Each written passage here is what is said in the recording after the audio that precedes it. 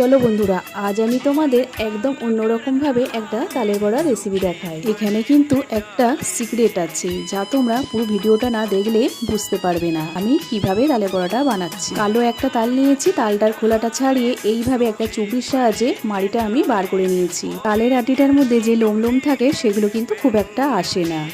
তালের মাড়িটার মধ্যে দিয়ে দেব 1 বাটি সুজি আর হাফ বাটি চিনি আর সামান্য একটু নুন আর 1 চিমটে বেকিং সোডা আর সামান্য একটু মৌরি। এখানে আমি কোনো রকম চালের গুঁড়ো, আটা, ময়দা কিন্তু আমি এর মধ্যে দিই। শুধুমাত্র 1 প্যাকেট পাউরুটি দিয়েই আমি এই তালের বড়াটা বানাবো। প্রথমে আমি 4 পিস মতন পাউরুটি ছোট ছোট করে টুকরো করে এই তালের মাড়ির সাথে ভালো করে মেখে নেব।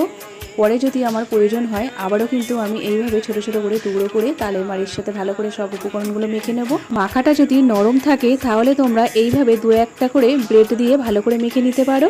তোমরা যদি এখানে নারকেল কোড়া দিতে চাও তাহলে কিন্তু একটু নারকেল কোড়া দিতে পারো। আধ ঘন্টার জন্য আমি চাপা দিয়ে রেখে দিয়েছিলাম, তো আধ ঘন্টা পর আমি আরো ভালো করে এসে মেখে নিলাম, কেননা সুজি আছে এতে, সুজিটা একটু ভালোভাবে নরম হয়ে যাবে। গ্যাস অন করে কড়াই বসিয়ে তেলটা আমি আগে থেকেই গরম বসিয়ে দিয়েছিলাম, তো তেলটা গরম হয়ে গেছে, গ্যাসটা একদম সিমে করে দিয়ে এবার বড়াগুলো আমি ছেড়ে দেব।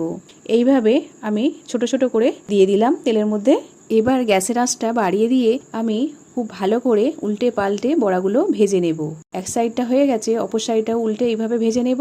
এইভাবে আমার দেখুন উল্টে পাল্টে আমি বড়াগুলো ভেজে নিয়েছি, তো এবার আমি তুলে নিচ্ছি।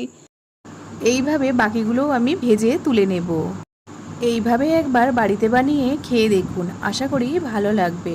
তাহলে আজকের মতন ভিডিও এখানেই শেষ। চলো টাটা।